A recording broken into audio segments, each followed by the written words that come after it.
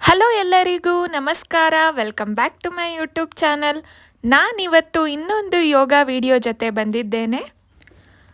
ನಾನಿವತ್ತು ಕೋರ್ ಯೋಗ ಮೇಲೆ ವಿಡಿಯೋ ಮಾಡ್ತಾ ಇದ್ದೀನಿ. ಸೊ ಇದು ನಮ್ಮ ಸೆಂಟ್ರಲ್ ಬಾಡಿ ಪಾರ್ಟ್ ಸಿಸ್ಟಮ್ ಮೇಲೆ ಫೋಕಸ್ ಮಾಡುತ್ತೆ. ಹಾಗೆ ಇದು ನಮ್ಮ ಮಸಲ್ಸ್ನ ಸ್ಟ್ರೆಂತ್ ಕೂಡ ಮಾಡುತ್ತೆ.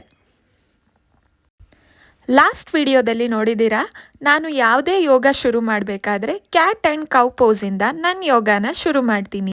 ಈ ಪೋಸ್ ಮಾಡೋದ್ರಿಂದ ನಮ್ಮ ಸ್ಟ್ರೆಸ್ನ ರಿಲೀಫ್ ಮಾಡುತ್ತೆ ಮತ್ತು ನಮ್ಮ ಬ್ರೀತಿಂಗ್ನ ಇಂಪ್ರೂವ್ ಮಾಡುತ್ತೆ. ಹಾಗೆ ಮಸಲ್ಸ್ಗೆ ಸ್ಟ್ರೆಂತ್ ಕೂಡ ಕೊಡುತ್ತೆ. ನಾನೀಗ ನನ್ನ ಮೊದಲನೇ ಆಸನನ ಶುರು ಮಾಡ್ತಾ ಇದ್ದೀನಿ. ಇದನ್ನು ಕ್ರೌ ಪೋಸ್ ಅಂತಲೂ ಕೂಡ ಕರೀತಾರೆ. ಹಾಗೆ ಹಾಲಾಸನ ಮತ್ತು ಕಾಕಾಸನ ಅಂತ ಕೂಡ ಕರೀತಾರೆ. ಈ ಪೋಸ್ ಬೆನಿಫಿಟ್ಸ್ ಬಂದು ಇದು ನಮ್ಮ ಬ್ಯಾಲೆನ್ಸ್ನ ಇಂಪ್ರೂವ್ ಮಾಡುತ್ತೆ ಮತ್ತು ಆರ್ಮ್ಸ್ ಮತ್ತು ಶೋಲ್ಡರ್ಸ್ನ ಸ್ಟ್ರೆಂಥನ್ ಮಾಡುತ್ತೆ ಮತ್ತು ಫ್ಲೆಕ್ಸಿಬಿಲಿಟಿನ ಇಂಪ್ರೂವ್ ಮಾಡುತ್ತೆ. ಸ್ಟಾರ್ಟರ್ಸ್ ಈ ಪೋಸ್ನ ಮಾಡಲಿಕ್ಕೆ ಹೋಗಬೇಡಿ, ಪ್ರಾಕ್ಟೀಸ್ ಮಾಡಿ ಆಮೇಲೆ ಮಾಡಿ. ನಾನೀಗ ಧನುರಾಸನ ಮಾಡ್ತಾ ಇದ್ದೀನಿ. ಇದನ್ನು ಬೌ ಪೋಸ್ ಅಂತ ಕೂಡ ಕರೀತಾರೆ. ಈ ಆಸನ ಮಾಡೋದ್ರಿಂದ ತುಂಬ ಹೆಲ್ತಿ ಬೆನಿಫಿಟ್ಸ್ ಇದೆ.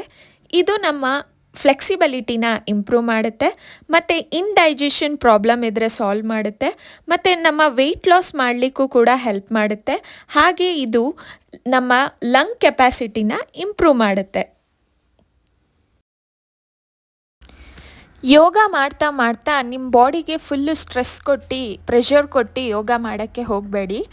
ಒಂದು 10 ಮಿನಿಟ್ಸ್ ರಿಲ್ಯಾಕ್ಸಿಗೋಸ್ಕರ ಕೆಲವೊಂದು ರಿಲ್ಯಾಕ್ಸೇಷನ್ಗೆ ಅಂತಲೇ ಪೋಸ್ ಇದೆ.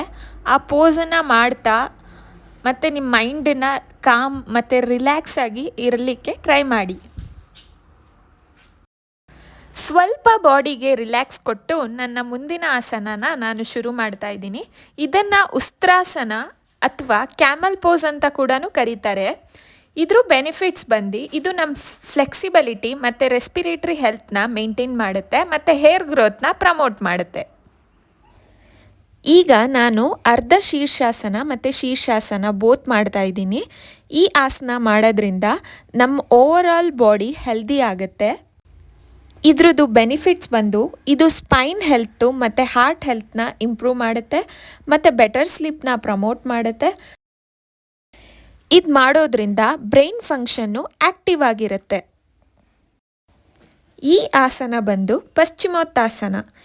ಈ ಆಸನದ ಬೆನಿಫಿಟ್ಸ್ ಏನಪ್ಪ ಅಂದರೆ ಇದು ನಮ್ಮ ಮೈಂಡ್ನ ಕಾಮ್ ಮಾಡುತ್ತೆ ಮತ್ತು ನಮ್ಮ ಸ್ಪೈನ್ ಹೆಲ್ತ್ನ ಇಂಪ್ರೂವ್ ಮಾಡುತ್ತೆ. ಈ ಆಸನ ಡಯಾಬಿಟಿಸ್ ಮತ್ತು ಹೈಪರ್ ಟೆನ್ಷನ್ ಇರೋ ಪೇಷಂಟ್ಸ್ಗಳಿಗೆ ತುಂಬ ಒಳ್ಳೆಯ ಆಸನ.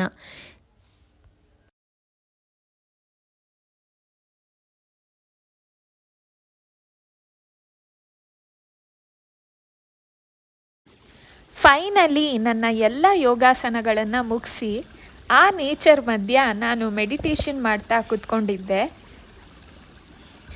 ಈ ನೇಚರ್ ಮಧ್ಯ ಯೋಗ ಮಾಡ್ತಾ ಮಾಡ್ತಾ ಬಾಡಿ ಫ್ರೀ ಆಯಿತು, ಮೈಂಡ್ ಫ್ರೀ ಆಯಿತು, ಒಳ್ಳೆ ಯೋಗ ಆಯಿತು. ಹಾಗೆ ನನ್ನ ವಿಡಿಯೋ ಮುಗಿಸೋ ಟೈಮ್ ಕೂಡ ಬಂತು. ಈ ವಿಡಿಯೋ ನಿಮಗೆ ಇಷ್ಟ ಆಗಿದ್ದರೆ ಲೈಕ್, ಶೇರ್ ಹಾಗೂ ಸಬ್ಸ್ಕ್ರೈಬ್ ಮಾಡಿ. Thank you so much.